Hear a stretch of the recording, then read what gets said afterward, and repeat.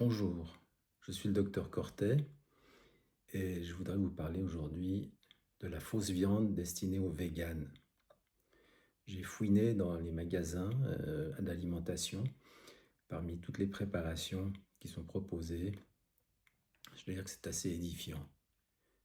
Par exemple, pour les burgers, euh, j'ai vu sur une dizaine de préparations, j'en ai trouvé que 2 qui ne contenaient ni gluten ni blé. Autrement dit, les intolérants doivent faire attention.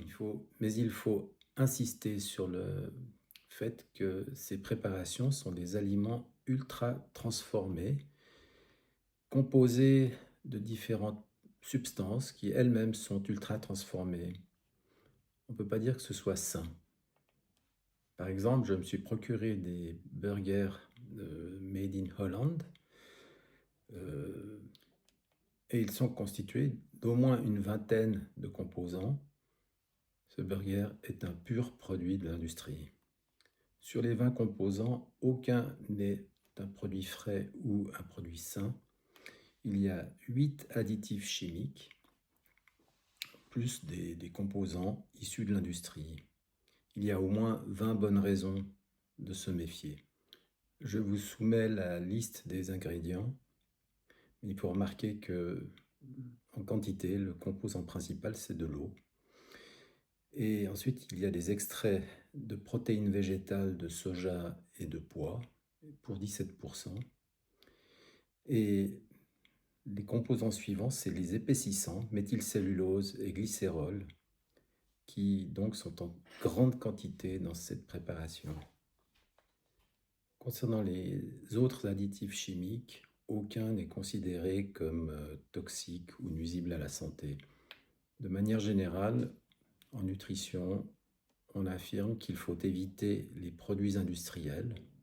Et pour ce qui concerne les ersatz de viande, ce sont toujours des aliments hautement transformés dont on n'a aucun contrôle sur les composants. Autrement dit, manger sainement lorsqu'on est vegan réclame une grande énergie, beaucoup de temps et une attention particulière dans l'apport en vitamines et en protéines. Les carences les plus criantes sont la vitamine A, le rétinol, dont on ne peut pas combler le déficit simplement en mangeant du bêta-carotène, la vitamine D et la vitamine B12. De plus, il est particulièrement difficile d'avoir un apport protéique suffisant, a fortiori si on pratique un sport. Pour ce qui me concerne, il faudrait que je mange au minimum 6 hamburgers par jour. Quand on sait qu'une personne végane consomme au moins 40% de ses calories sous forme d'aliments ultra transformés, il est très difficile de manger sainement lorsqu'on est végane. À la différence des végétariens et des végétaliens, qui eux consacrent beaucoup de temps à la préparation de leurs aliments et font très attention à leur composition. Pour conclure, j'espère que ce message va permettre d'ouvrir la discussion et je reviendrai avec d'autres mini-vidéos.